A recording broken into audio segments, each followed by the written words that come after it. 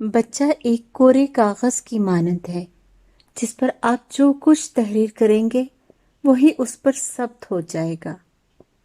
جھوٹ کی ابتدا بچہ نہیں کرتا، بلکہ اس کا آغاز آپ اپنے گھریلو ماحول سے کرتے ہیں۔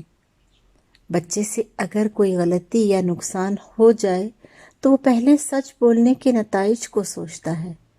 جب اسے معلوم ہو کہ سچ بولنے پر مار پڑے گی یا ڈانٹ دیا جائے گا تو وہ فیصلہ کرتا ہے کہ جھوٹ بول کر خود کو بچایا جائے۔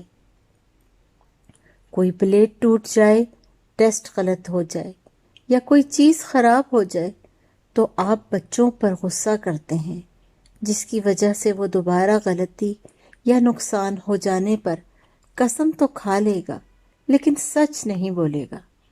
جبکہ اگر آپ نے کہا ہوتا کہ بیٹا کوئی بات نہیں، اگلی بار ٹیسٹ اچھا ہو جائے گا، پلیٹ یا کپ ہم نیا خرید لیں گے، لیکن یہ گھر آپ کا ہے اور چیزوں کی حفاظت بھی آپ نے خود کرنی ہے، تو آپ کا یہ رویہ آپ کے بچوں کو جھوٹ سے بچا لیتا ہے۔ دوسری وجہ، جب یکساں تعلیم و تربیت کا فقدان ہو۔ آپ سارا دن بچوں کو جھوٹ بولنے سے منع کریں اور خود بچوں سے یا بچوں کے سامنے جھوٹ بولتے رہیں تو آپ کی بے وقوفی ہے کہ آپ چاہیں بچے جھوٹ نہ بولیں۔ دوست کے آنے پر آپ کہتے ہیں بیٹا کہہ دو بابا گھر پر نہیں ہے۔ آپ اپنے بچوں کو سچ اور جھوٹ کی جنگ سے دور رکھیں۔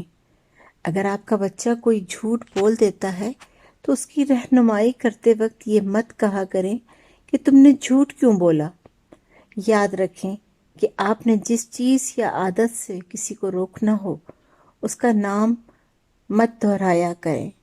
ایسا کرنے سے آپ بچے کے دماغ کے سرخ بٹن کو کلک کرتے ہیں۔ نیورو لنگوسٹک پروگرامنگ کے مطابق اگر آپ نے کسی کو شراب پینے سے روکنا ہے تو اس کے سامنے کبھی شراب کا لفظ استعمال مت کریں، کیونکہ ایسا کرنے سے آپ اس چیز کا نام لے جاتے ہیں جو اس کی عادت بن چکی ہے، اور انسان کا دماغ نصیحت کو چھوڑ کر اس لفظ شراب کی جانب متوجہ ہو جاتا ہے۔ اب اگر جھوٹ بولنے سے روکنا چاہتے ہیں تو غلط بیانی کا لفظ استعمال کیجیے کہ بیٹا آپ نے یہ غلط بیانی کیوں کی۔